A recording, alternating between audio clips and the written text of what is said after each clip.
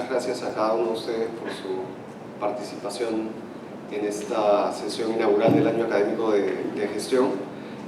Para mí es un gusto enorme poder formar parte de este proceso de construcción de conocimiento, pero también de tradiciones, ¿no? Por supuesto, claro, es muy ambicioso hablar de tradición cuando llevamos haciendo esto apenas un par de años. Me refiero a la lección inaugural acompañada o como resultado de un documento de trabajo, pero de todas maneras es un gusto enorme formar parte de este proceso de diálogo e interacción. Le agradezco a Levi por el acicate que representa su rol como jefe del departamento para contar con documentos de trabajo que tienen el propósito, y es mi caso particular, de establecer un diálogo entre el corpus teórico sobre la gestión y en particular sobre la gestión social y mi propia práctica profesional. ¿Sí? Entonces, eso es básicamente lo que resume el texto. El propósito del texto es establecer ese diálogo entre mi práctica profesional de más de 20 años en el mundo de la cooperación al desarrollo, de las ONGs, del sector de la gestión social y la teoría sobre la gestión. Así que muchas gracias por eso, Levi, y nuevamente por su acompañamiento en este momento, que me encantaría que más bien se convirtiera luego en un diálogo a partir de una lectura crítica del texto que ustedes tienen en sus manos. Quiero empezar por aquí. Puede ser algo un poco preciso, ¿sí? Pero digamos, de todas las definiciones posibles de estrategia, me gusta esta. Es el lugar donde se encuentran las capacidades de la organización con las necesidades de la gente. Y de hecho, incluso desde la perspectiva de la gestión empresarial, se han desarrollado conceptos como el de ventaja competitiva, por ejemplo, para hablar de la necesidad de que la estrategia es el lugar donde se crea un valor para el cliente, sea un lugar único, exclusivo, porque de otra manera la competencia ocupa el mismo lugar.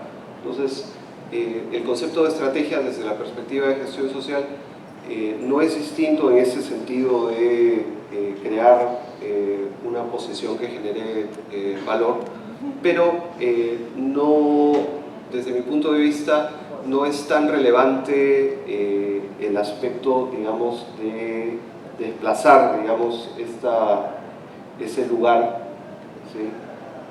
Esa propuesta de valor, desplazarla a un lugar exclusivo, que sería este y no este, sino más bien en una reflexión sobre cuáles son las estrategias genéricas de las organizaciones que crean valor social.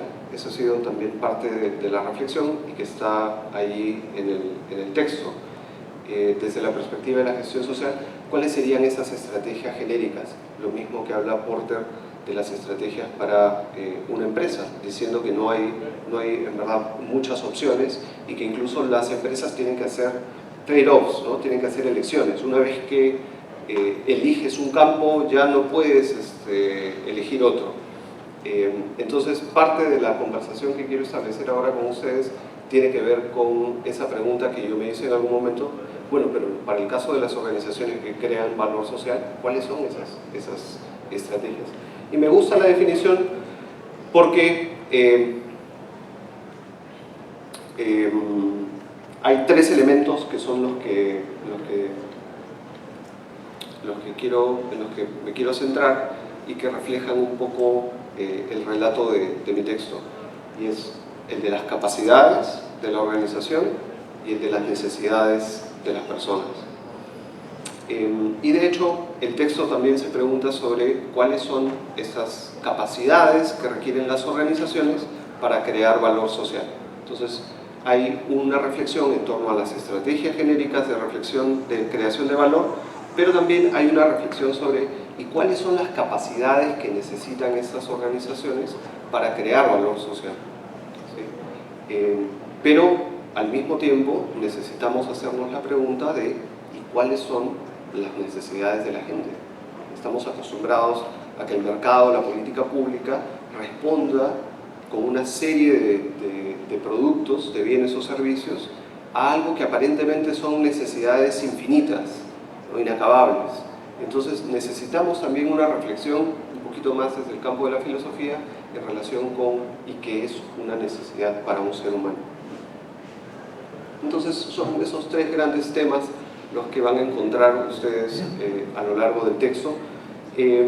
Pero no quiero hacerlo, digamos, de una manera tan descriptiva o conceptual, porque son todas esas preguntas las que me he hecho a la hora de elaborar el texto. ¿Qué es gestión social? ¿Qué es valor? ¿Qué es valor social? ¿Qué es una necesidad? ¿Cuáles son las estrategias genéricas de creación? ¿Cuáles son las capacidades que las organizaciones necesitan? ¿Cómo se alcanza la sostenibilidad para estas organizaciones que crean valor? Y finalmente, ¿cuáles son los retos de gestión para la creación de valor el día de hoy? Pero como les decía, no quiero hacer una exposición tan conceptual porque sería un poco aburrido, sino más bien empezar con un ejemplo que nos puede ayudar a empezar a responder alguna de estas preguntas. El ejemplo con el cual quiero describir cuáles son las estrategias genéricas para la creación de valor social es el caso de las heladas. Es un caso que yo uso recurrentemente porque es un fenómeno que aparece todos los años en el Perú, porque corresponde simplemente con el invierno que hay en la cordillera de los Andes, solo que en algunas zonas golpea muy fuertemente. Y resulta que cada año, invariablemente, mueren más de 300 personas en algunas regiones de nuestro país, sobre todo en el sur andino, y en particular niños. Y mueren además cientos o miles de ejemplares de ganado ovino o auquénido que son el sustento de muchas de esas familias.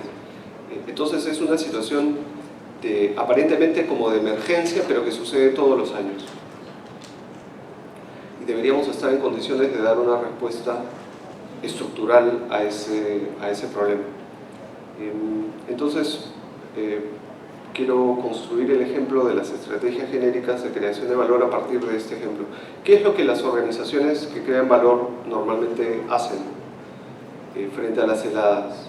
Lo primero que uno puede pensar es en la entrega de bienes o servicios, en la entrega de un producto, ¿sí? En el caso de una emergencia, típicamente se entregan víveres, techo, frazadas, ¿no? Techo en el sentido amplio de cobijo, una carpa, qué sé yo. Entonces hay un despliegue de acciones típicas de las organizaciones públicas o privadas con fines de lucro, sin fines de lucro. Se darán cuenta que aquí no hay una distinción en función del tipo de organización, sino del tipo de acción, de la meta, del propósito de la organización, que tiene que ver con la entrega de un bien o de un servicio, ¿sí? Solo que típicamente en nuestro país, porque es mucho más fácil hacerlo, es más fácil entregar una frazada que entregar otro tipo de cosas. ¿Qué es otro tipo de cosas que se podrían entregar y que también corresponden a esta estrategia genérica de entrega? ¿Sí? De entrega de un bien o servicio sería algo que responda o resuelva de manera estructural el problema del frío, ¿no? No podemos cambiar el clima, lo que podemos hacer es construir viviendas con aislamiento térmico, ¿sí? Eso sería otro ejemplo de entrega de un bien, solo que no sería una frazada, sino una casita que tuviera un kit tecnológico, ¿sí? Que resuelve el problema de la pérdida de calor de las casas. De hecho, eso es un ejemplo concreto con un par de tecnologías. Una que no se ve, solamente se ve la chimenea, es la cocina mejorada, que bota el humo pero conserva el calor, pero también eso que se ve afuera es una cosa que se llama el muro trombe, que es un diseño tecnológico que se ha perfeccionado aquí mismo, incluso en la Universidad Católica. Entonces, las organizaciones podrían estar entregando viviendas con aislamiento térmico, ¿sí? En vez de frazadas, pero estaríamos manteniéndonos en esta estrategia convencional de la entrega de un bien o servicio. Una segunda estrategia que despliegan las organizaciones que crean valor social es más bien el desarrollo de capacidades locales. Es un poco lo que corresponde a este dicho que dice: no le des a la gente un pescado, sino enséñale a pescar, ¿sí? Entonces, el concepto que está detrás es, bueno, ok, pero frente a un X problema, cualquier problema, en vez de entregar algo que le resuelva la necesidad o el problema a las personas, más bien generemos las capacidades, los conocimientos, los medios que necesitan las personas para poder resolver sus propias necesidades, ¿sí? Entonces, la estrategia de desarrollo de capacidades locales ha sido una estrategia que se viene desplegando desde hace décadas, en verdad, en el campo de la cooperación, de la promoción al desarrollo, para justamente darle las habilidades o los conocimientos que permitan, por ejemplo, a los agricultores de las zonas rurales mejorar su kit tecnológico vinculado a la producción de un determinado producto, insertarse mejor en el mercado de comercio justo, etc. Entonces, eso permite que las mismas personas puedan resolver por sí mismas sus necesidades y que no dependan de la entrega de un tercero. Esa es la idea que está detrás. Y la tercera forma típica de intervención de las organizaciones es más bien lo que llamamos incidencia en políticas públicas, ¿sí? Es un concepto que es, digamos, desde cierto punto de vista, es una ampliación de la perspectiva anterior. Es decir, las condiciones que generan la situación de pobreza, por ejemplo, de las familias en las zonas rurales, no dependen únicamente de los conocimientos que tienen las mismas comunidades, ¿sí? Por más que uno transfiera conocimientos o habilidades en gestión empresarial, por ejemplo, para que las cooperativas, para que las comunidades se asocien, pueden haber condiciones macro que no dependen de la propia comunidad o del propio barrio, ¿sí? Y que por tanto lo que requerimos es más bien influir para que las políticas públicas del Estado tomen en cuenta las condiciones que van a permitir que las personas desarrollen esas capacidades y salgan de la pobreza de una manera sostenida, ¿no? Entonces, esas tres son básicamente las estrategias que podríamos llamar estrategias genéricas de generación o creación de valor social. Son las que vienen desplegando las organizaciones sin fines de lucro desde hace décadas, y lo que podemos encontrar en la realidad es más bien una combinación de algunas de estas tres estrategias, ¿no? No son campos aislados.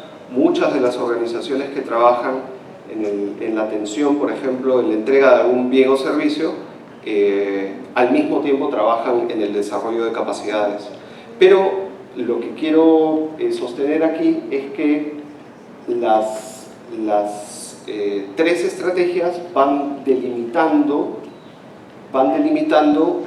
un estilo de gestión de las organizaciones. ¿Por qué? Porque cada una de esas estrategias implican determinadas capacidades de gestión de las organizaciones, ¿sí? No es lo mismo la entrega de un bien o servicio, las capacidades que requiere una organización para entregar un bien o servicio, que las capacidades que se requieren para transferir capacidades en un barrio en el mediano plazo, y menos las capacidades que requiere la organización para influir en las políticas públicas, ¿sí? Entonces, aquí un elemento en el que coincide el análisis con la reflexión, el estudio desde la gestión empresarial, es que una vez que la organización define una estrategia determinada, esa misma estrategia no solamente limita las opciones para ir en una ruta o en otra, sino que además va definiendo las propias capacidades que la organización tiene. Ejemplo, en el caso de la entrega, ¿sí?, de bienes o servicios, se requiere ciertamente un desarrollo, un énfasis en la gestión logística o en la gestión de operaciones. Piensen en una organización humanitaria, por ejemplo, ¿sí?, que tiene que estar en la zona de intervención dentro de las 72 horas, porque la misión de una respuesta humanitaria es salvar y proteger vidas, ¿sí? Entonces, la capacidad de esa organización para estar en el terreno con los bienes que requieren para atender la emergencia particular está vinculada sobre todo a la gestión de operaciones, el manejo, por ejemplo, de almacenes, ¿sí?, y los aspectos técnicos vinculados, por ejemplo, a la, imagínense, la provisión de servicios de agua o desagüe en un campo de refugiados.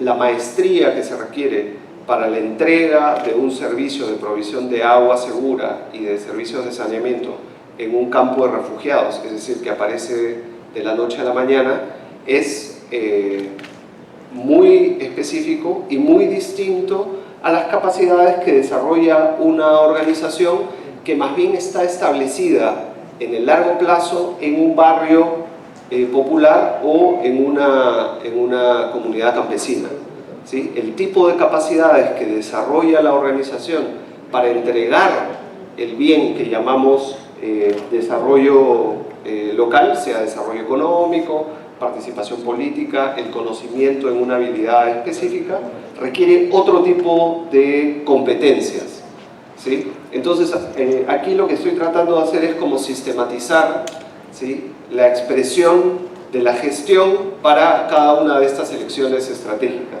En el caso de la entrega, la gestión logística; en el caso del desarrollo local, la gestión de proyectos; en el caso del cambio en políticas públicas, la gestión política. Pero bueno, esos son solamente membretes, lo que hay que analizar un poquito más a detalle son las capacidades específicas. No es que, por ejemplo, el conocimiento de la realidad local solamente sea importante para aquellos que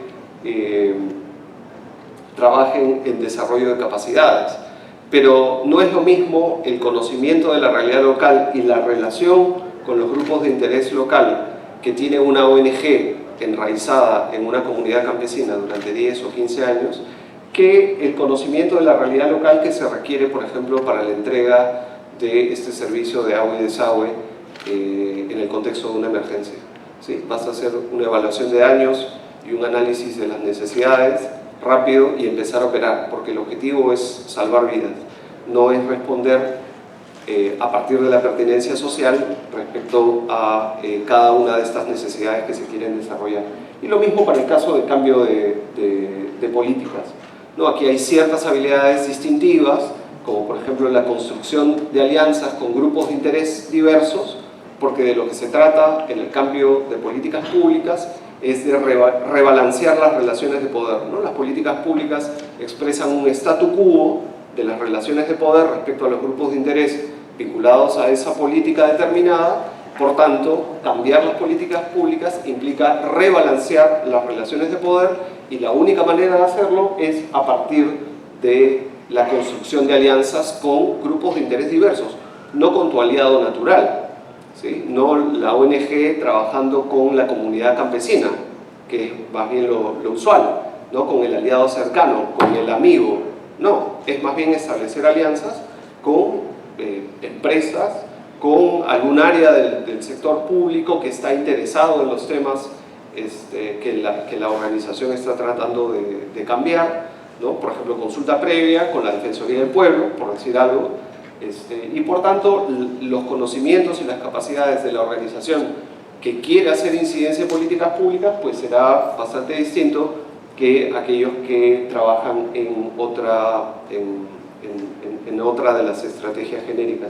Y por supuesto, en el caso del ciclo del proyecto, más le vale a las organizaciones que hacen entrega o que hacen cambio en políticas públicas poner el énfasis en la etapa del monitoreo de su intervención y no tanto en la del diseño, porque la volatilidad del contexto en el que opera una intervención de emergencia o en la que opera la búsqueda del cambio en políticas públicas es mucho mayor.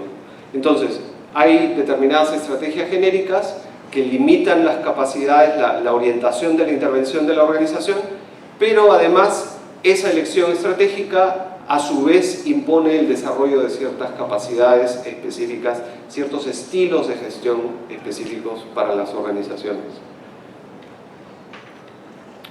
Lo mismo podemos hablar de cualquier campo del desarrollo, ¿no? En el caso de energía, rápidamente para poner un ejemplo vinculado a las estrategias, una cosa es instalar paneles solares en una comunidad amazónica, otra cosa es el desarrollo de las capacidades locales para que ya no una comunidad, sino las comunidades amazónicas de toda una región sean capaces de mantener esos paneles solares funcionando en el largo plazo.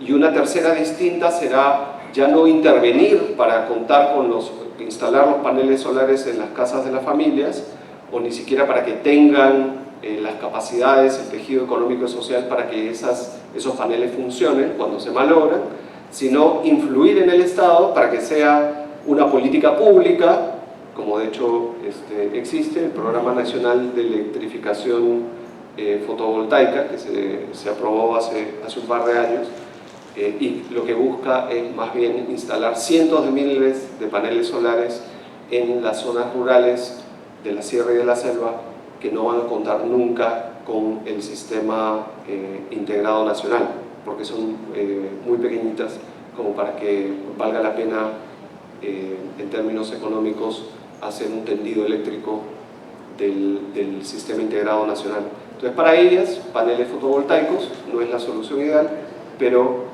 al menos tienen una opción de energía eléctrica.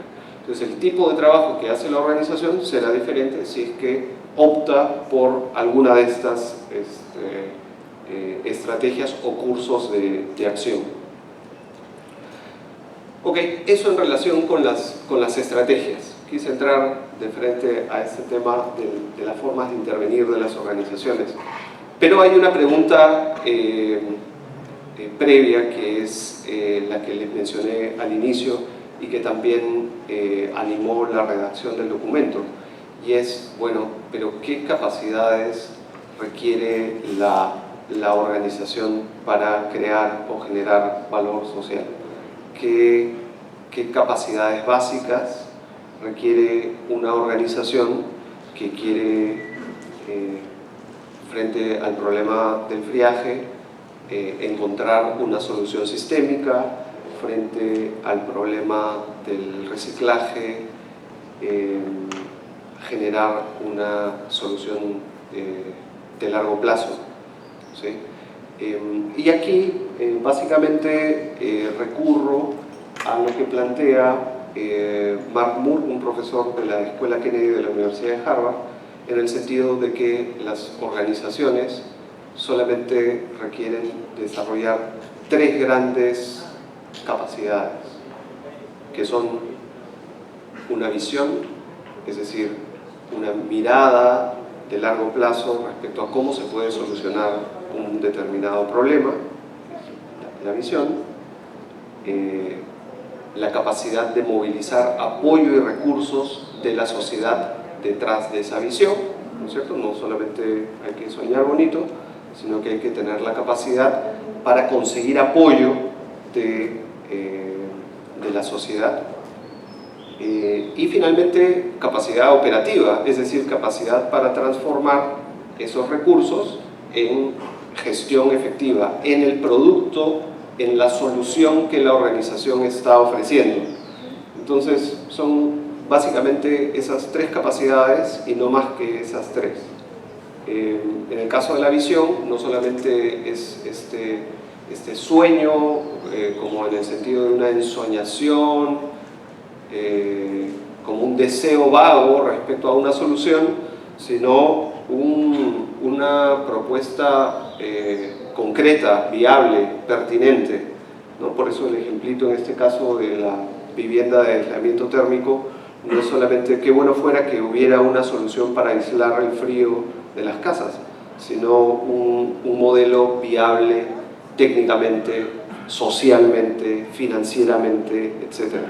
En el caso de la movilización de recursos, típicamente uno piensa en dinero, ¿no? Tengo que conseguir plata para hacer lo que quiero, pero en verdad la primera capacidad, el primer elemento importante de la movilización de recursos es el apoyo, por ejemplo, de líderes de opinión, ¿sí? Porque si mi organización no es muy conocida, ¿cómo voy a hacer para conseguir dinero de, por ejemplo, individuos o de empresas? ¿Cómo hago para que me conozcan? Una forma típica de desarrollar y movilizar recursos es vinculándose más bien a un líder de opinión, a una celebridad que genere confianza a la gente y pueda donar, pueda permitir que donen recursos a la intervención. Y en el caso de la operación, pues se trata de la capacidad de transformar esos ingentes, a veces recursos, en capacidad operativa práctica en el terreno. Dos reflexiones en relación con las capacidades, de esas tres grandes capacidades o pilares. La situación ideal siempre es una en la que hay un equilibrio entre esos tres elementos o componentes. A veces se piensa, por ejemplo, que un exceso de recursos es una bendición, pero en verdad puede ser una tragedia, un exceso repentino de recursos. De hecho, en el textito va a encontrar una experiencia por la que yo mismo pasé apoyando un proyecto de mejora genética de alpacas, en la que una afluencia repentina de recursos llevó a una situación de fraude. Entonces, normalmente lo que se busca es que las organizaciones desarrollen estos pilares de una manera equilibrada. Siempre, como decía el gerente regional de programas de Oxfam, siempre es bueno que la visión sea un poquito más que los recursos y la operación para impulsar a la organización a moverse hacia adelante, a seguir creciendo, pero en un balance. Pero la verdad también, en términos operativos para la mayoría de las organizaciones, es que no solamente hay una brecha de realización, sino también de eficiencia, ¿no? Es decir, tenemos todos esos recursos, pero no somos tan eficientes y se pierde algo de los recursos por nuestras ineficiencias. Entonces esa sería una situación, digamos, bastante real en la mayoría de las organizaciones. Pero como les digo, no es la situación única posible y uno puede encontrar, pueden ver en el texto, aquí no está, situaciones en las que más bien los recursos y la operación están por aquí y la visión sigue siendo enorme, ¿no? Entonces lo que deberían hacer las organizaciones es sincerar la visión y reducirla a los recursos y operación existente, en vez de hacer algo que también sucede y que me ha pasado, que se llama la sobreventa, ¿no? Que es decir que, dado que yo tengo una gran visión, lo que yo consigo en términos operativos es igual de ambicioso, y en verdad es un bluff. Ok, entonces sobre la base de este pilar, de estos tres pilares del triángulo estratégico de Mark Moore, más bien la siguiente pregunta es, bueno, ok, está muy bien, visión, recursos, operación, pero si estamos hablando de gestión, de la gestión de organizaciones, en concreto, ¿qué cosas tienen que saber hacer las organizaciones para desarrollar cada una de estos tres elementos? Porque no basta decirle a los alumnos que una organización necesita tener una visión, capacidad de movilizar recursos y capacidad de transformar esos recursos en una operación, ¿sí? Necesitan saber hacer cosas más específicas, cosas más precisas. Entonces, lo que hay aquí, lo que pueden encontrar en el texto es la sistematización de una reflexión propia respecto a las herramientas de gestión más específicas que se adecuarían o que son necesarias para el desarrollo de cada uno de estos componentes, expresado en el triángulo, de cada uno de esos tres ángulos. ¿sí? Entonces aquí lo que hay ya no es el triángulo de Mark-Moore, sino a partir de ese modelo conceptual, un análisis respecto a cuáles son las capacidades o las herramientas de gestión precisas, más precisas que requieren las organizaciones para desarrollar la visión, movilizar los recursos y tener una operación efectiva. Y lo que, bueno, obviamente no voy a ir uno por uno por esos elementos, solamente quiero resaltar algunos pocos elementos. Por ejemplo, en relación con la propuesta de valor tiene que responder también a un conocimiento profundo de la realidad, solamente que ese conocimiento de la realidad, como vamos a ver en un momento en relación con las necesidades, con qué es la necesidad, no se trata únicamente del desarrollo de estas habilidades de investigación. Yo mismo soy sociólogo de formación, como si fuera, digamos, la realidad social un espejo del mundo de la naturaleza, ¿no? Donde uno a través de determinados métodos y herramientas aprende fenómenos que están ahí afuera, sino más bien se trata de la construcción de relaciones. ¿Sí? A partir de las interacciones sociales es que podemos tener un conocimiento de la realidad más profundo. ¿Sí? Es en la interacción con los grupos de interés primarios que podemos conocer mejor la realidad, y de hecho metodologías actuales como el pensamiento de diseño apuntan también en ese sentido, ¿no? A tener un feedback muy rápido a partir de la interacción con las personas y no a partir de ciertos métodos de investigación fríos que quisieran repetir o reflejar la epistemología de las ciencias naturales. En el caso de los recursos, normalmente lo que se trata de enseñar son las estrategias de fundraising, ¿no? De cómo lograr que otros den recursos, sea el Estado, sean las empresas. Pero en verdad, las capacidades que requieren desarrollar las organizaciones tienen mucho que ver con la capacidad de construir capital social, justamente por ese tema que les mencionaba, de la necesidad de recurrir a un apoyo de otras organizaciones o individuos con legitimidad para hablarle a personas u organizaciones que no nos conocen.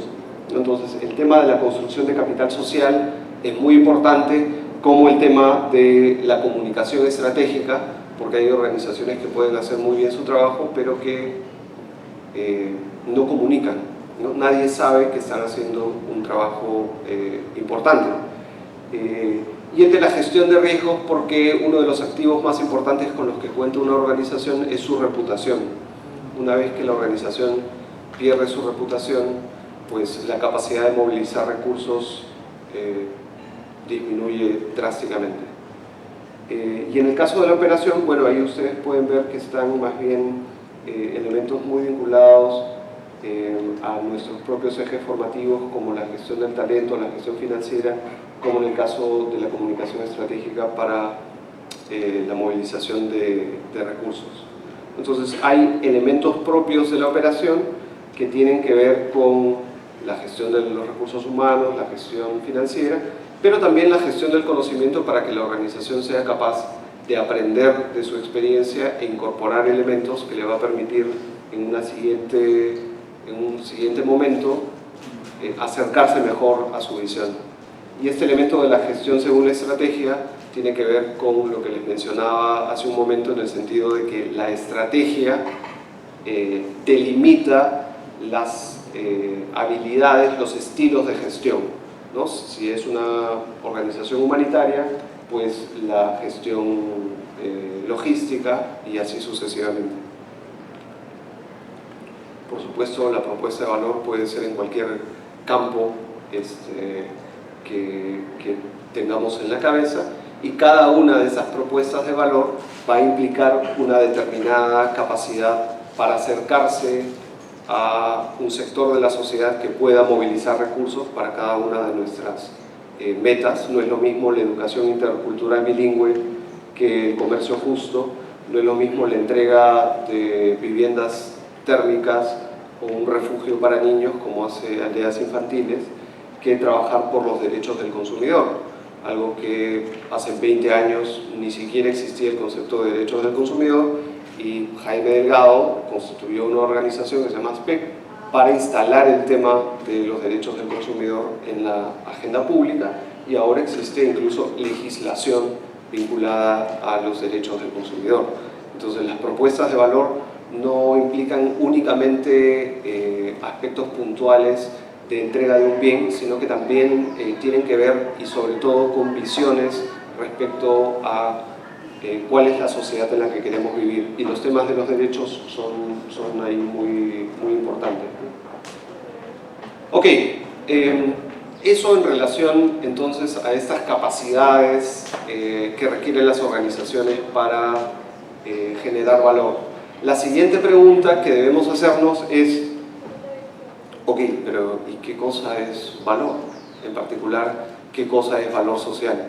En el texto hay una elección muy práctica que tiene que ver con la definición que es recurrente en el campo de la gestión social, y es la que dice que valor social equivale a la satisfacción de necesidades sociales, al cumplimiento de objetivos socialmente deseables.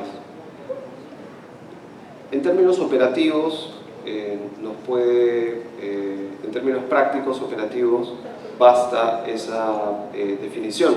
La red Social Enterprise Knowledge Network, a partir de esa definición, que luego es asumida por el Banco Interamericano de Desarrollo y otras organizaciones, ha desarrollado incluso una tipología respecto al valor social, donde incluye esos tres elementos, ¿no? Se crea típicamente valor social cuando se eliminan las barreras de ingreso. Por ejemplo, cuando el banco Grameen Bank, o antes en el Perú Edificar, empezó a diseñar microcréditos para población que nunca iba a recibir un préstamo de un banco, ¿sí? Por eso los negocios en la base de la pirámide suelen ser un buen ejemplo de lo que es la eliminación de las barreras de ingreso, porque permiten que personas que no pueden acceder por sus ingresos a un determinado producto, porque el mercado no está generando el producto, accedan a ellos, ¿no? Por supuesto, no solamente se limita a la economía, sino servicios de educación, de salud, etc. Atendiendo a población vulnerable, eso es también algo típico que podemos ver en nuestro propio país, como por ejemplo trabajo con niños en la calle, lo que les decía, niños huérfanos, aldeas infantiles, el trabajo que hace Alto Perú con jóvenes de un barrio popular en Chorrillos, alentando el desarrollo de sus habilidades socioemocionales, mujeres víctimas de violencia, lo que hace Manuela Ramos con los refugios para mujeres víctimas de violencia. En fin, hay muchísimos ejemplos. Y finalmente los temas de carencia de voz, que están referidos más bien al desarrollo de las capacidades de determinados grupos en situación de desventaja, de exclusión social o política, para la reivindicación de sus derechos. Entonces, ahí también tenemos muchísimos ejemplos, lo que hacen Promsex o Demos en relación con el movimiento LGBT, el mismo caso de los derechos del consumidor y ASPEC, o lo que hace el movimiento de niños trabajadores obreros cristianos con los derechos de los niños. Entonces, eso es un esquema, digamos, básico, convencional, aceptado en, digamos, la academia y entre los practitioners respecto a lo que es valor social. Sin embargo, ahí tenemos dos retos de tipo conceptual. Uno, si valor social es satisfacer una necesidad, es aclarar qué cosa es una necesidad, ¿sí? Y el segundo, es más complejo, es cómo integramos ese concepto de valor social dentro de una teoría del valor más compleja. Es un poco lo que anunciaba Levy, reflexionaba Levy, porque si uno analiza este concepto de valor social como satisfacción de necesidades sociales, esa definición no encaja bien dentro de las teorías de valor.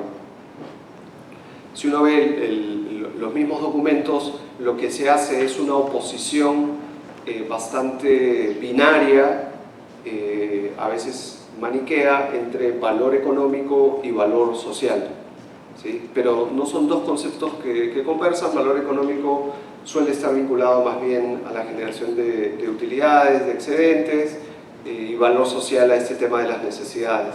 Pero uno puede preguntarse, bueno, pero ¿acaso a través del mercado no se satisfacen necesidades?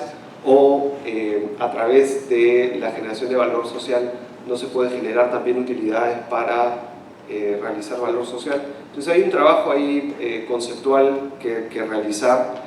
Esto no está en el texto, esta segunda reflexión, pero también viene porque Levi, con el acicate que está ahí presente, me ha invitado a escribir un siguiente artículo para la revista de Ciencias de la Gestión sobre este tema de la teoría de valor, y en esas estoy. Así que no vamos a entrar todavía a este tema de la teoría de valor, pero sí se puede hablar un poco, sí podemos reflexionar respecto a qué es una necesidad. Y aquí básicamente me apoyo en el desarrollo conceptual del enfoque de capacidades de Amartya Sen, en el sentido de que las necesidades no son cosas que no tenemos, no cosas que nos faltan, sino dimensiones de nuestra naturaleza humana, y que son en verdad bastante pocas, las podemos contar con los dedos de las manos. Lo que cambia más bien son los satisfactores, ¿sí? Los medios que genera el mercado o la política para satisfacer esas necesidades. Pero aquí hay una lista, la discusión teórica sobre cuál es la lista exacta de las necesidades humanas, por supuesto, no ha terminado.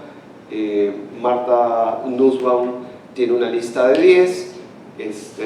Sabina Alcaer lo que ha hecho es más bien una sistematización de todas las listas posibles, pero todas andan más o menos en torno a estos pocos elementos: subsistencia, protección, libertad, identidad, ¿sí? Afecto, participación, etc.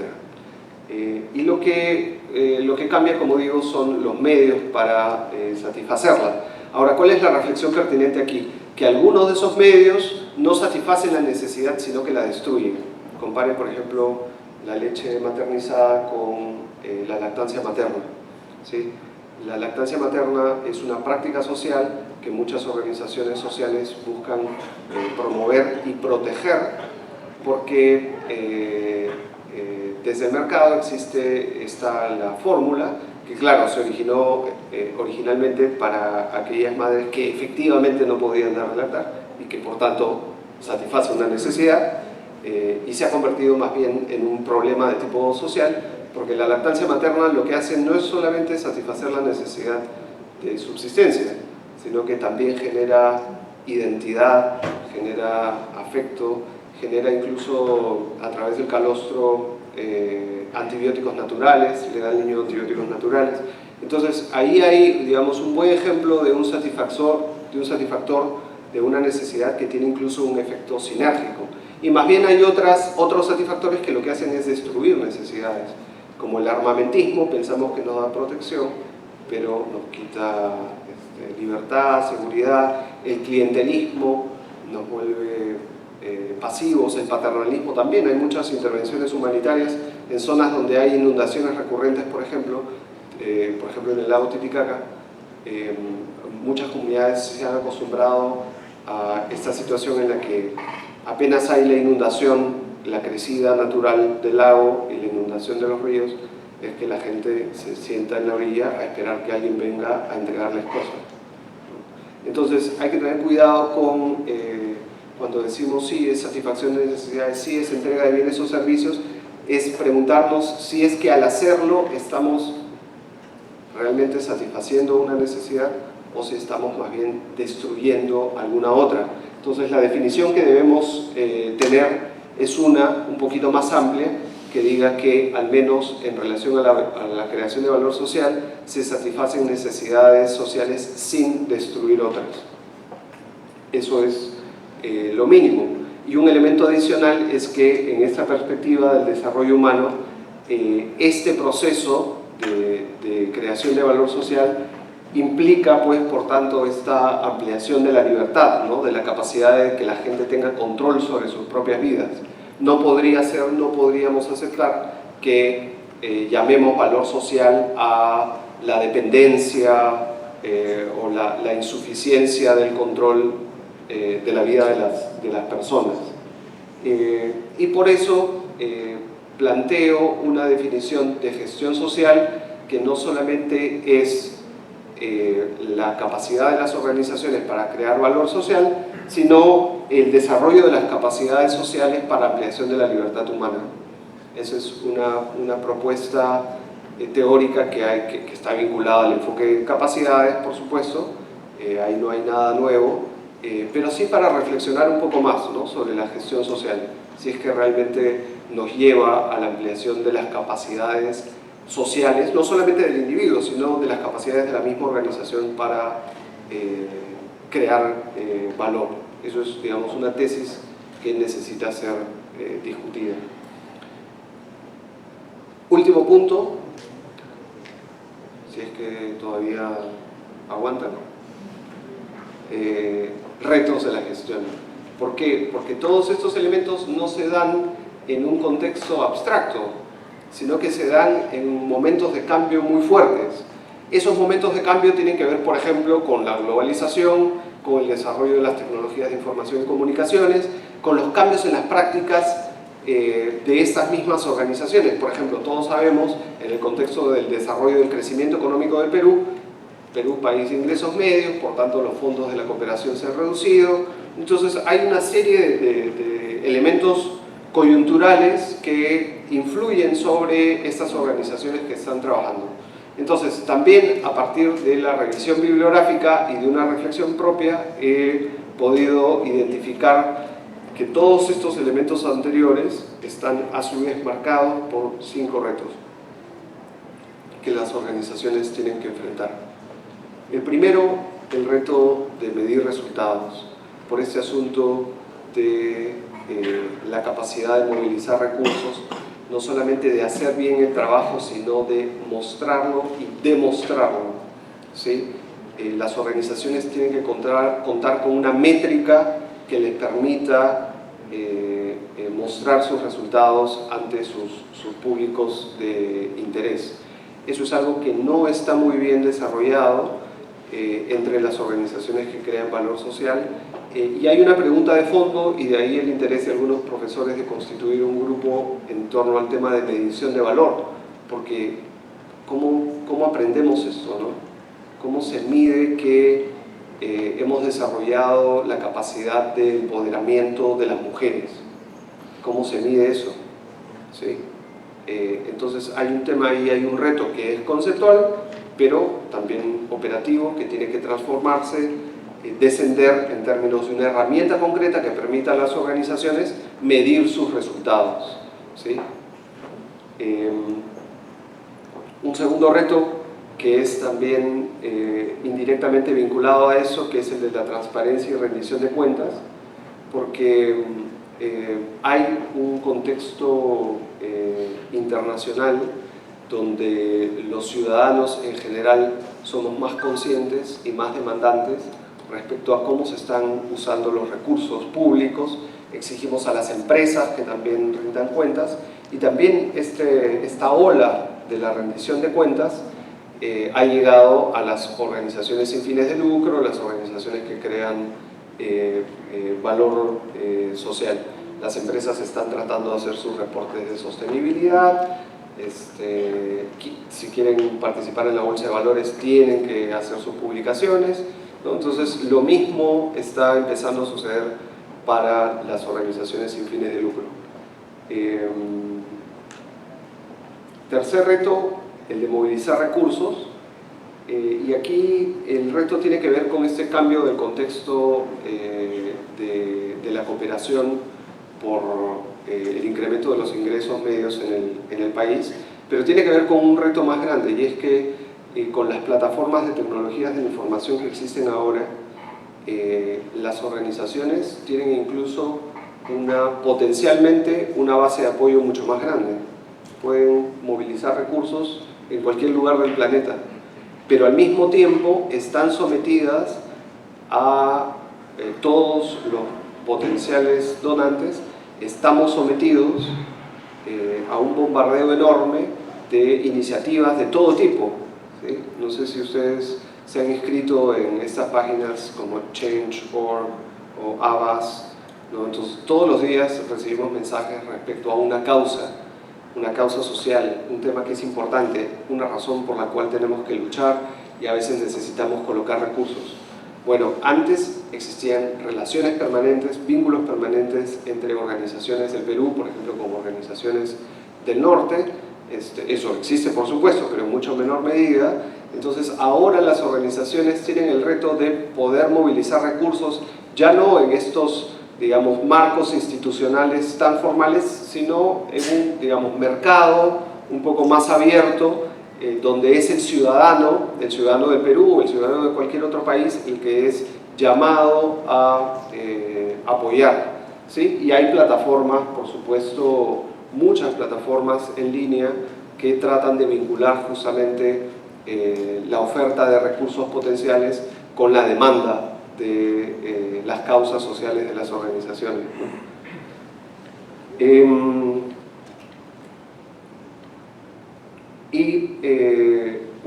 Un par más que tiene que ver con la gestión sistémica. Aquí hay una reflexión que viene también de un diálogo y un aporte que nos trae Daniel McBride, que es pensar no solamente en las organizaciones como aquellas que crean valor, sino contextos organizacionales, ¿no? Es decir, pueden ser organizaciones, pero también pueden ser emprendimientos, ¿sí? O sea, iniciativas de grupos que todavía no están formalizados y que también pueden crear valor, pero también podemos pensar en la creación de valor ya no solamente a cargo de una organización, sino en el marco de un sistema abierto, es decir, de una organización como parte de una sociedad en última instancia.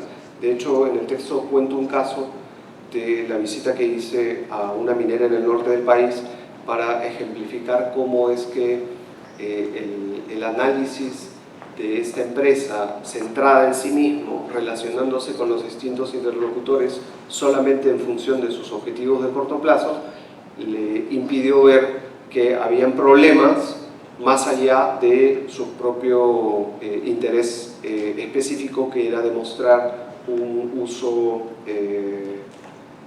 adecuado del agua. Entonces, las organizaciones tienen que empezar a trabajar con otras organizaciones en la perspectiva de cambios en sistemas abiertos y pasar de la lógica del impacto individual al impacto colectivo. Y el impacto colectivo es un bonito nombre, de hecho se está escribiendo mucho sobre eso, pero supone un reto mayor porque es un cambio en la perspectiva, es donde una organización aporta algunos elementos dentro de objetivos que no necesariamente son los objetivos definidos por la organización, sino definidos por el colectivo. Pero igual se necesita visión compartida, métricas y objetivos comunes, etc.